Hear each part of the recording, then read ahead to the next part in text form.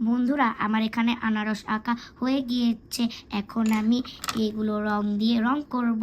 চলো রং করা যাক। প্রথমে হলুদ কালার দিয়ে এই পুরাটা রং করব।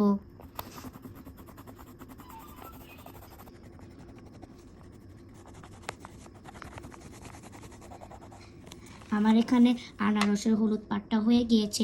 এখন আমি আনারসের পাতা রং করব।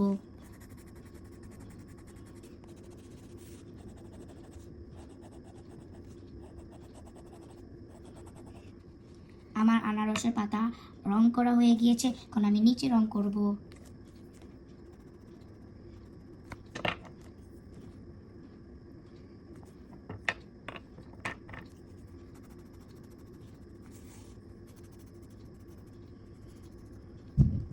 এই তো আমার পুরো আনারসটা রং করা হয়ে গিয়েছে। এখন আমি পেন্সিল দিয়ে ফিনিশিং দিব।